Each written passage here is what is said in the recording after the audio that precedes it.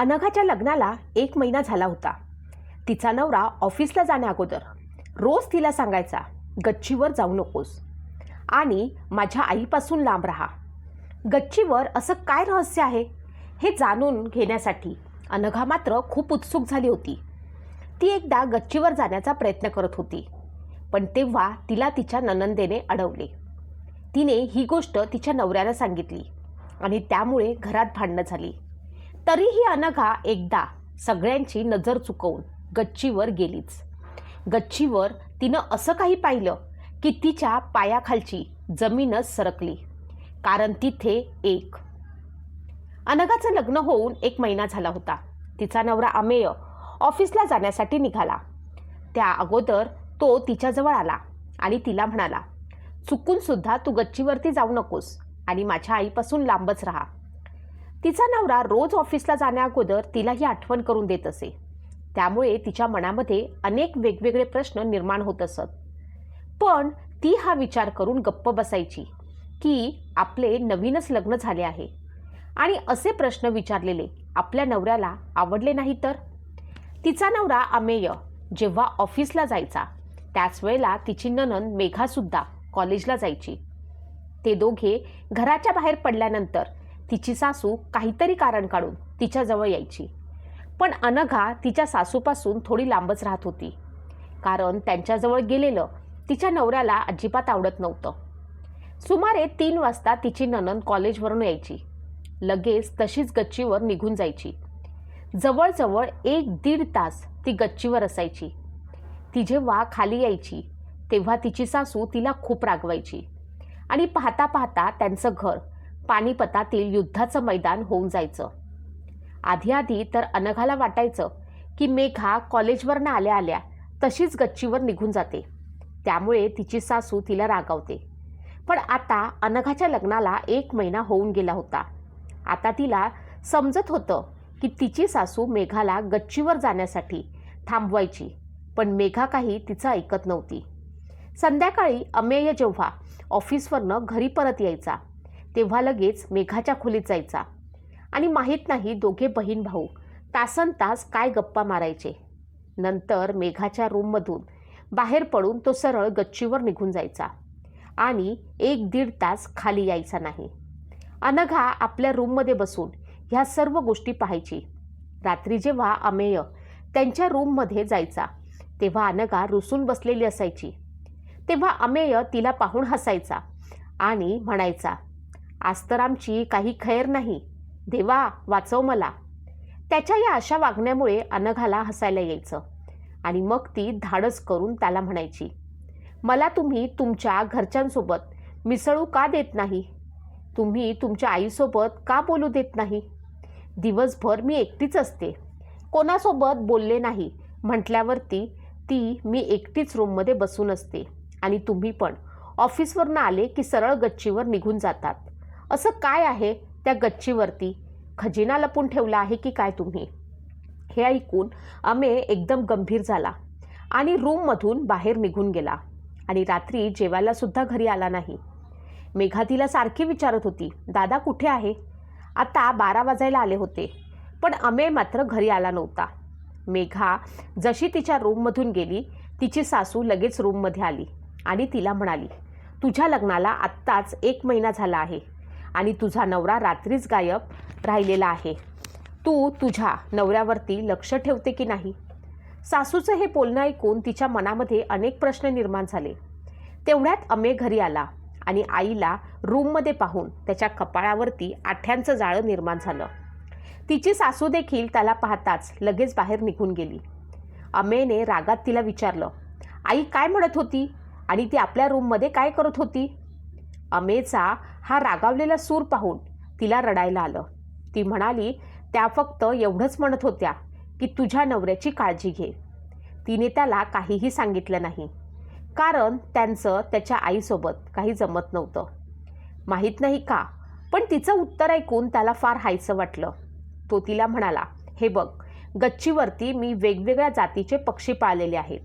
या ऋतूमध्ये त्यांच्या अंड्यातून पिल्लं बाहेर येतात, पण त्या पक्ष्यांनी एखाद्या अनोळखी व्यक्तीला बघितलं तर त्यांना सुरक्षित वाटत नाही.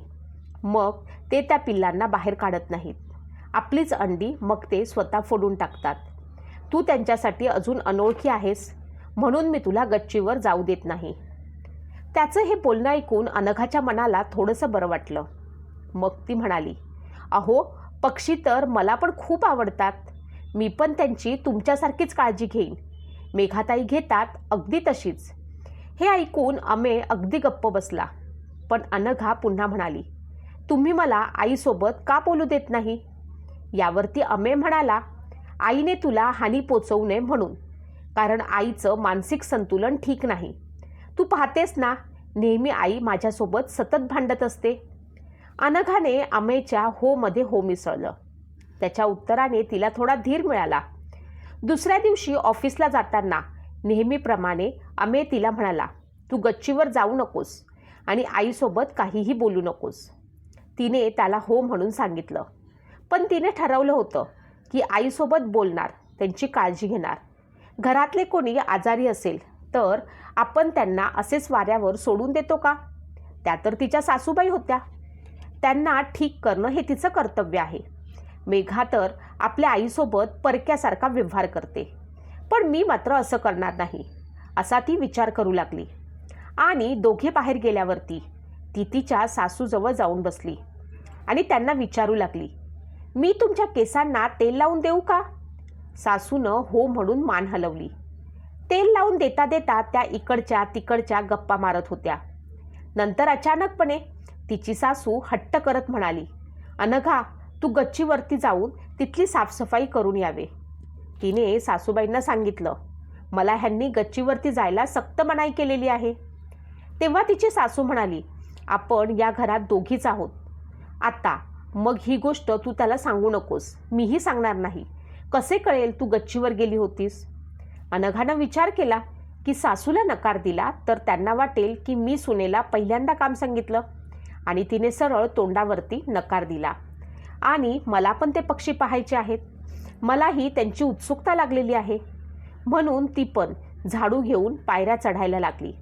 तितक्यात मेघा अचानक कॉलेजवरून घरी आली. ती धावतच अनघाच्या मागे गेली आणि तिच्या हातातील झाडू तिनं खेचून तिला खाली आणले आणि तिला जोरात म्हणाली, दादाने तुला वर जाण्यास मनाई केली आहे, मग तू गच्चीवरती का निघाली होतीस?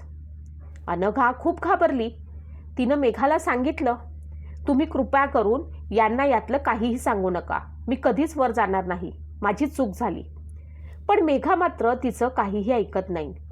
तिने लगेचच अमेयला फोन केला आणि त्याला सांगितलं, दादा, वहिनी गच्चीवर निघाली होती. वेळेवरच मी तिला पाहिलं आणि तिला खाली आणलं लगेच. मेघाने तो फोन अनघाकडे देत म्हटलं, दादाला तुझ्याशी बोलायचं आहे. अनघाने घाबरत घाबरतच तो फोन घेतला आणि कानाला लावला. तिकडून अमेय रागात तिला म्हणाला, आज मी ही तुझी पहिली आणि शेवटची चूक समजून तुला माफ करतोय. परत जर तू असे करण्याचा प्रयत्न केला तर मी तुला घरातून बाहेर काढणार. अनघाला आपल्या नवऱ्याकडून ही अपेक्षा नव्हती. एवढ्या छोट्या गोष्टीवरनं अमेय आपल्याला घरातून बाहेर काढणार, ही गोष्ट तिला खूप वाईट वाटली. ती रडतच आपल्या रूममध्ये गेली. संध्याकाळची वेळ झाली होती. अमेय ऑफिसवरनं घरी आला आणि सरळ मेघाच्या रूममध्ये निघून गेला. त्यानंतर दोघे बहीण भाऊ मिळून गच्चीवरती गेले. अनघा घाबरून रूममध्येच बसली होती. तिला भीती वाटत होती की आता अमेय तिला काय बोलेल, तिच्याशी कसा वागेल. पण जेव्हा अमेय रूममध्ये आला आणि तिला म्हणाला, तू अंधारात का बसली आहेस, तेव्हा तिच्या मनाला थोडे बरे वाटले. चला, याचा मूड चांगला आहे. ती लगेच त्याला म्हणाली, मी गच्चीवर जाणारच नव्हते, पण आईने मला हट्ट करून गच्चीवर जायला सांगितलं. त्याने काहीतरी विचार करून मान हलवली आणि तिला म्हणाला, म्हणूनच मी तुला आईजवळ बसू देत नाही. तिला आपल्याला संसार करू द्यायचा नाही. अनघा विचारात पडली. ही कसली आई आहे जिला स्वतःच्या मुलाचा संसार उद्ध्वस्त करायचा आहे? रात्री अचानक अनघाची झोपमोड झाली. तिला झोप येत नव्हती कारण तहान लागली होती आणि रूममध्ये पाणी नव्हतं. म्हणून पाणी पिण्यासाठी ती स्वयंपाकघरात जाऊ लागली. तर तिला सासूच्या रूममधून सासू आणि ननंदेची कुजबूज ऐकू आली. अनघा थोडी विचारात पडली. पाणी पिऊन ती दबक्या पावलांनी तिच्या रूममध्ये परत झोपायला गेली.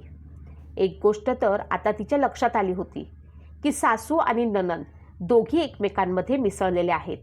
त्या फक्त अमेयला फसवण्यासाठी त्याच्यासमोर भांडतात, रात्रीची वेगवेगळी कारस्थाने करतात. आता अनघाला कळले होते की आज घडलेली घटनासुद्धा त्यांनी एकत्र मिळून केलेलं कारस्थान होतं. सासूने तिला त्याच वेळेला गच्चीवर जायला सांगितलं ज्या वेळेला मेघा कॉलेजवरून घरी येणार होती. अनघाला वाटायचं की पक्ष्यांना असं पिंजऱ्यात ठेवतात का? त्यांना घरात मोकळं सोडायला हवं. पण गच्चीवर पक्षीच आहेत का? की आणखी काही? त्या पक्ष्यांसाठी अमे मला घरातून बाहेर नक्कीच काढणार नाही. नक्कीच गच्चीवरती काहीतरी वेगळं गुपित आहे जे हे तीनही जणांना माहीत आहे. असे वेगवेगळे प्रश्न अनघाच्या मनामध्ये निर्माण व्हायचे. आता अनघाने ठरवले होते की या तिघांचं गुपित शोधून काढायचं. दुसऱ्या दिवशी ऑफिसला जाताना अमे तिला तेच म्हणाला जे नेहमीप्रमाणे म्हणत असे. अमे आणि मेघा घराबाहेर गेल्यावरती अनघा तिच्या रूममध्ये गेली. तिची सासू तिला सारखी आवाज देत होती, पण ती तिच्याकडे दुर्लक्ष करत होती. दुपारी मेघा कॉलेजवरनं घरी आल्यावरती सरळ अनघाच्या रूममध्ये आली आणि तिला म्हणू लागली, वहिनी, तुम्ही माझ्यावरती नाराज आहात का? अनघा म्हणाली, नाही, मी तुमच्यावरती नाराज नाही आणि त्याने काय होणार आहे? तेव्हा मेघा म्हणाली, साहजिकच आहे, मी तुमच्या जागेवर असते तर मी सुद्धा कदाचित हेच केलं असतं. पण मी तरी काय करू? वडिलांना पोरकी असलेली पोर आहे मी. आईचं पण मानसिक संतुलन बरोबर नाही. मग दादानेच मला सांभाळले. त्यानेच मला आणि आईचं आणि बाबांचं प्रेम दिलं. त्याने पहिल्यांदा मला पक्षी सांभाळण्याचं काम सांगितलं आहे आणि मी ते काम बरोबर नाही केलं तर तो माझ्यावरती नाराज झाला असता. मी तरी काय करू? आता तुम्ही राग सोडून माझ्याशी मैत्री करा. मेघाने फक्त हो म्हटलं आणि मान हलवली. दुपारची वेळ होती. अनघाचा डोळा लागला होता. अचानक तिला जाग आली. रूममध्ये सगळीकडे अंधार होता कारण तेव्हा संध्याकाळ होत आली होती. पण अनघाला मात्र अजूनही झोपावंसं वाटत होतं. पण ती झोपली नाही. ती उठून बाहेर आली तर तिला पाहिलं की अमे आणि मेघा गच्चीवरनं खाली उतरत होते. तेव्हा त्यांच्यासोबत एक लेडीज डॉक्टर होती. तिच्याकडे पाहून तिच्या सासूने काळजीने डॉक्टरांना विचारलं, सगळं काही ठीक आहे ना? त्या लेडीज डॉक्टरने हो मध्ये मान हलवली. मेघना तशीच मागे फिरली आणि रूममध्ये जाऊन झोपण्याचं नाटक केलं.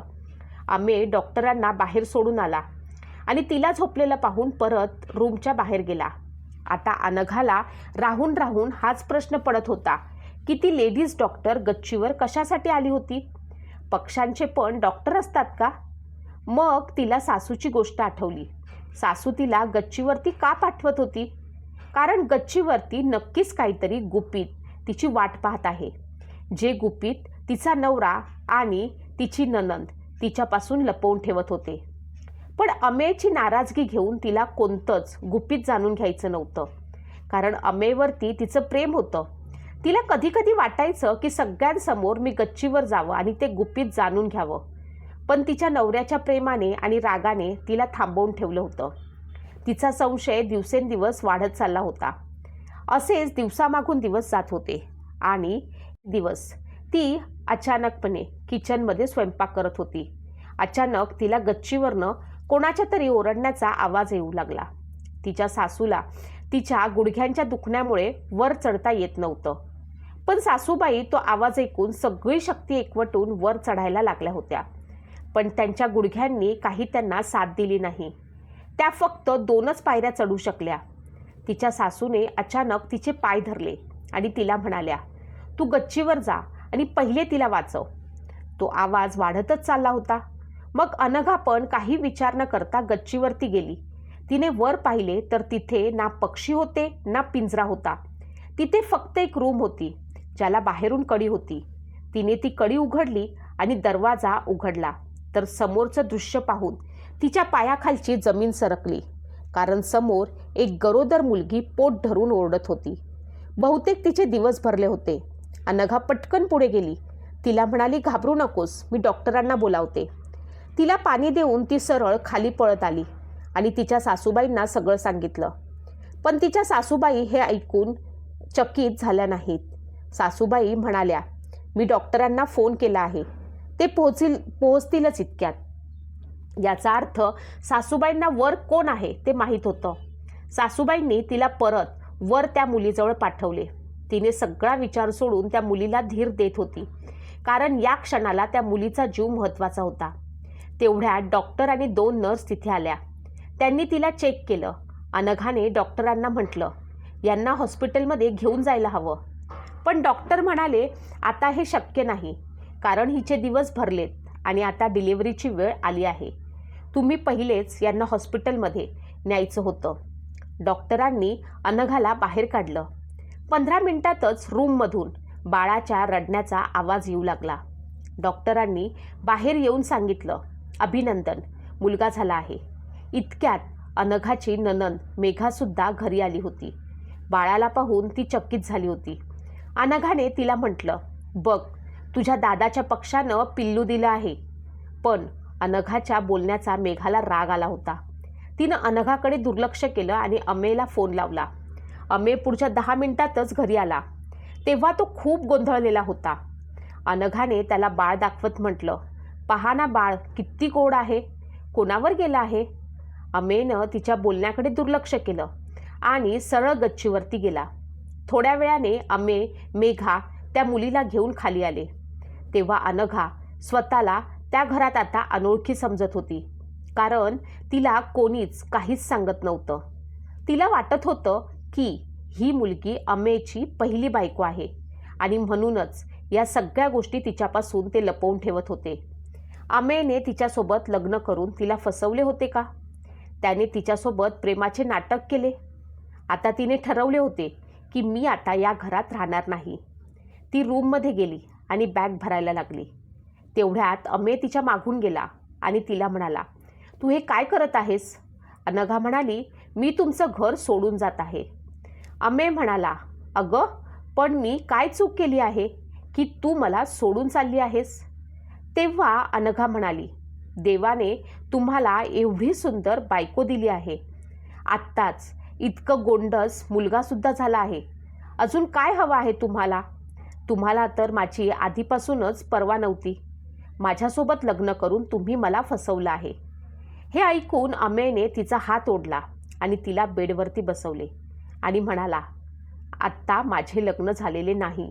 ही मुलगी माझी बहीण आहे. ही जेव्हा 10वीला होती तेव्हा एका मुलाच्या प्रेमात पडली होती. त्यांचे प्रेम प्रकरण 2 वर्ष चालू होते. 12वी नंतर त्यांनी पळून जाऊन लग्न केले होते आणि लग्न करून ती याच घरी राहत होती, कारण त्या मुलाने त्याच्या घरी तिला नेले नव्हते. पण मला यातलं काहीच माहीत नव्हतं. माझ्या आईला ही सगळी कल्पना होती, पण तरीही तिने मला यातलं काहीच सांगितलं नाही. त्यांनी गुपचूप हॉटेलवर जाऊन एक चूक केली आणि त्यानंतर ती प्रेग्नंट राहिली. माझ्या आईने आणि तिने माझ्यापासून ही गोष्ट लपवली, पण तिच्या वाढत्या पोटावरनं मला संशय येऊ लागला. म्हणूनच मी तिला विश्वासात घेऊन सारं काही विचारलं. तिने मला सगळं सत्य सांगितलं, पण त्या मुलाचं नाव मला सांगितलं नाही. अजूनही ती त्या मुलाचं नाव काय आहे ते सांगत नाही, कारण तिला भीती वाटते मी त्या मुलाला मारून टाकेन.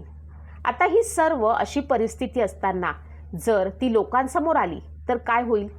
लोक आम्हाला नावं ठेवतील. तिचं लग्न झालेलं नाही तरी देखील तिची ही परिस्थिती पाहून लोक आम्हाला प्रश्न विचारतील. लग्नाअगोदर ही गरोदर कशी राहिली, असे नाना प्रश्न आमच्यासमोर येतील.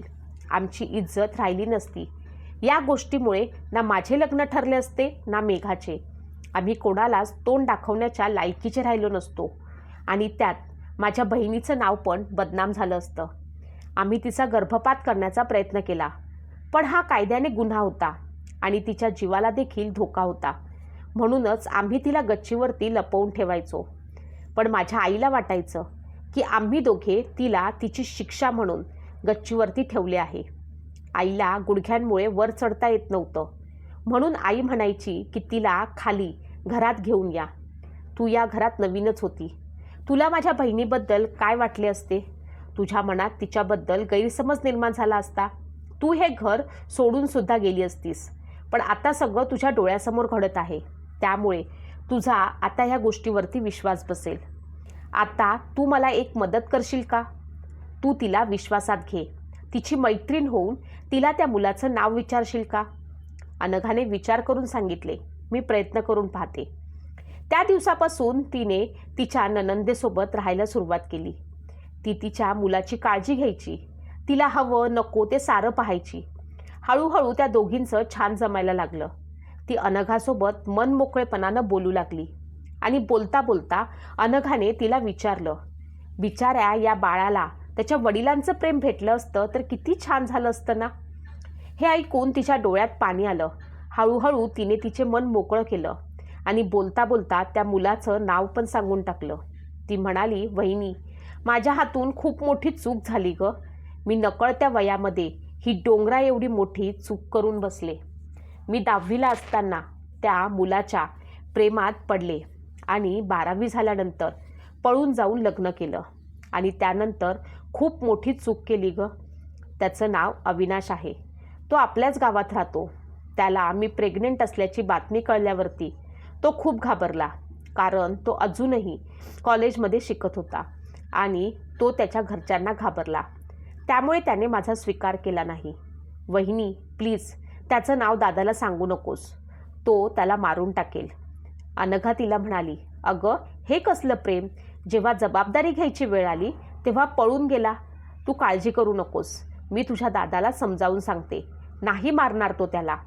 नणंदेच्या तोंडून तिच्या नवऱ्याचे नाव ऐकून अनघाच्या मनावरचे ओझे कमी झाले.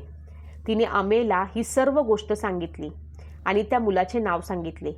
त्या मुलाचे नाव ऐकून त्याला थोडे बरे वाटले, कारण अविनाशच्या घरचे सुशिक्षित आणि समजूतदार माणसं होती.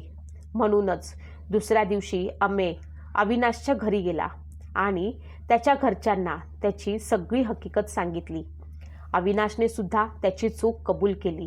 घरचे समजूतदार असल्यामुळे त्या दोघांचे लग्न लावून द्यायला तयार झाले आणि अनघाची नणंद लग्न होऊन बाळाला घेऊन तिच्या स्वतःच्या घरी निघून गेली आणि परत एकदा अनघाचं घर आनंदी झालं होतं.